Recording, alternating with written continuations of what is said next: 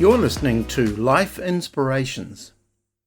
More will never be enough. Russian writer Fyodor Dostoevsky said this: men have succeeded in accumulating a greater mass of objects, but the joy in the world has grown less. You know, it seems in this world that the more people get, the more stuff they accumulate, the more they want. Most of us, and it's part of human nature, are not satisfied with what we've got. Even if we get something new, after a while the novelty wears off and we want more. We can live with the myth of more, the myth that one day more will be enough. And if we believe this myth, we spend our lives looking for the next thing. It wears off, it always wears off. And when we're on this quest for more, great things like contentment and gratitude tend to go out the door. Some people call it the unscratchable itch. Some years ago, an author called Michael Drosnin wrote a book about a man whose name became synonymous with the hunger for more. This man wanted more wealth, so he built one of the greatest financial empires of his day. He wanted more pleasure, so he seduced or paid for the most glamorous woman money could buy. He wanted more adventure, so he set airspeed records and designed, built and piloted the world's most unique aircraft. He wanted more power, so he acquired political clout that was the envy of senators. He wanted more glamour, so he crashed Hollywood, owned studios, courted stars. But Drosnin tells how this man's life ended. He says he was a figure of Gothic horror, ready for the grave. Emaciated, only 120 pounds stretched out over his 6'4" frame. Thin, scraggly beard that reached midway into his sunken chest. Hideously long nails and grotesque yellowed corkscrews. Many of his teeth were black, rotting stumps. A tumour was beginning to emerge from the side of his head. Innumerable needle marks. Howard Hughes was an addict, a billionaire junkie. But here's the question: if Howard Hughes had pulled off one more deal, made one more million, tasted one more thrill, would it have been enough? The answer would have to be no. There was a woman who was greatly adulated. She was a great star. Every woman envied her.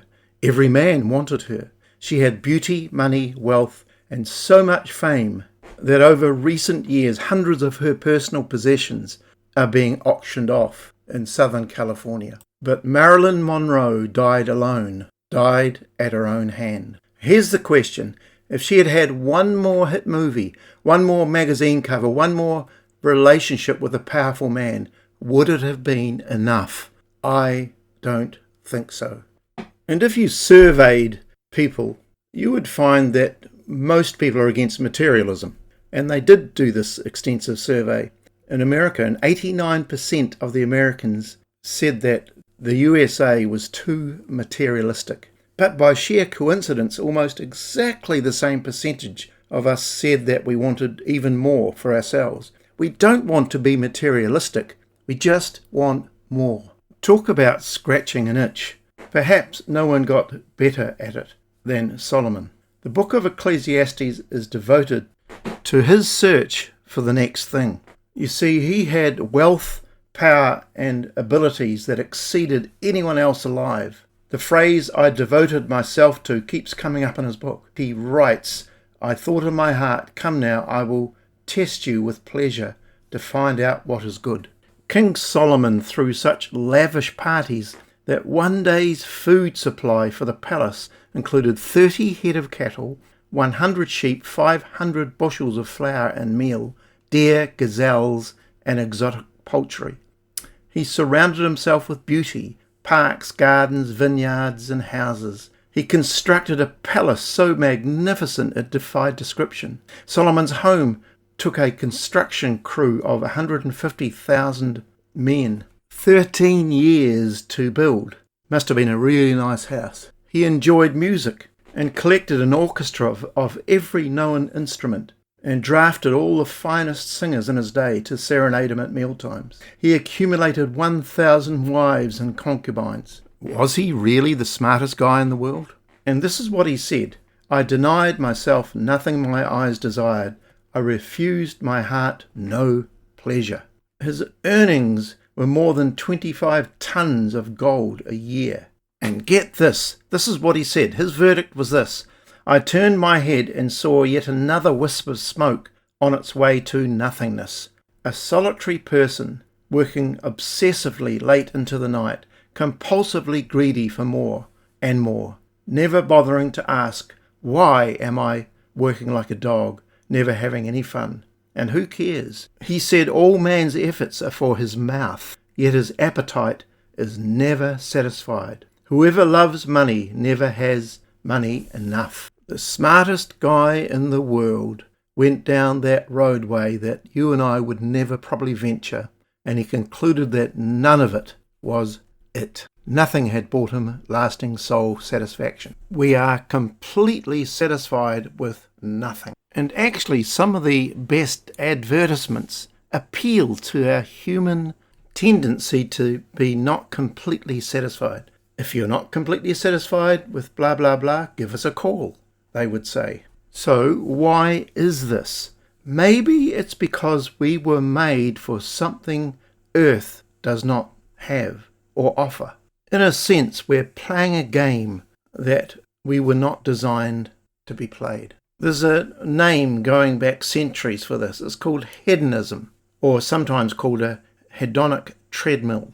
It means we rapidly adapt to and take for granted acquisitions and achievements in our life. When we acquire what we want, we feel a little thrill of gratification. Before we get it, we feel a lack. We think that the acquisition will make that sense of lack go away. And the only more we end up receiving is more wanting. And there's another aspect to this. We have a capacity, limitless, to take what used to be wants and turn them into needs. I no longer want this thing, I need it. We can also have this thing called reference anxiety. It's more often referred to as keeping up with the Joneses. We don't ask if our homes or cars meet our needs, we ask if they are nicer than those of the people we know and our neighbours. And we work like crazy to make it so. Have you ever seen or heard ads that convince you, very clever, that you deserve this? How do they know? And at weaker moments we can say, yes, I'm entitled to that, I deserve that. And so we see that study after study shows the shockingly low correlation between wealth and happiness. There was one study in the States that interviewed 49 of the country's wealthiest people. Get this, 80% of them agreed that wealth could make people unhappy. But there really is a deeper problem here. Let's explore it. The myth that more stuff will make you happy is addressed directly by the Apostle Paul. In Colossians 3:5 he says, "So put to death the sinful earthly things lurking within you. Have nothing to do with sexual immorality, impurity, lust, and evil desires." Here it is.